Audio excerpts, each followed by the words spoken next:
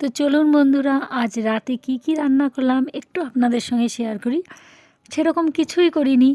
আর শীতের রাত্রি ইচ্ছে করে একটু গরম ভাজা বা বড়া হলে পরে খাওয়াটা জমে যায়, মন্দ হয় না বলুন। আপনাদের কার কার ভাজা আর বড়া ভালো লাগে খেতে অবশ্যই কিন্তু কমেন্টে জানাবেন। এই যে জায়গা করে বসে পড়েছি, আর কী মেনু করলাম রাত্রিবেলা চলুন আপনাদের সঙ্গে শেয়ার করি। তো করেছি গরম গরম ভাত, এখানে করেছি গরম গরম পেঁয়াজি, আর তার সঙ্গে মুসুরির ডাল চচ্চড়ি পেঁয়াজ রসুন দিয়ে। আর দুপুরবেলার ওলকপির তরকারি ছিল, তো সেটাও নিয়ে নিলাম সঙ্গে।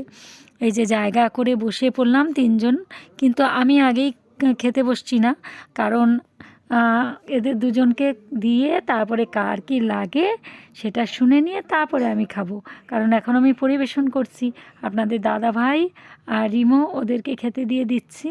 ওদেরকে খেতে দিয়ে তারপরে আমি বসবো খেতে। তো এই যে, কারণ তাড়াতাড়ি করে খেতে দিয়ে দিলাম, এখন বেশি রাত হয়নি, এখন বাজে রাত্রি 9:30। তাড়াতাড়ি খেতে দেওয়ার একটা ইয়ে হচ্ছে বড়াগুলো যাতে ঠান্ডা না হয়ে যায়। এত সুন্দর করে বড়াগুলো ভেজেছি, এখনও মুচমুচে রয়েছে বড়াগুলো। যদি একটু সময় নষ্ট করা যায় তাহলে সেই বড়াগুলো একদম সেমটে যাবে। এই জন্য বললাম যে বসে পড়ো, তাড়াতাড়ি করে খেয়ে নাও। আর এখন যেহেতু খুব তাড়াতাড়ি সন্ধে লেগে যায় এবং রাত্রিটা 9:30 10টা হলে মনে হয় অনেকটা রাত হয়ে গেছে। অবশ্য এক এক দিন আমাদের খেতে খেতে অনেকটা লেট হয়ে যায়, কিন্তু আজকে যেহেতু একটু তাড়াতাড়ি রান্নাবান্না কমপ্লিট হয়ে গেছে, তো এই জন্যই বললাম যে খেয়ে নাও, খেয়ে নিয়ে তারপরে তোমাদের কার কী কাজ আছে সেগুলো সেরে ফেলো। তো এই যে ওদের দিয়ে দিলাম, ওরা খাওয়া শুরু করে দিয়েছে। এবার এই যে আমার নিজের জন্য খাবার বেড়ে নিলাম, এবারে আমিও খাওয়া শুরু করে দিচ্ছি।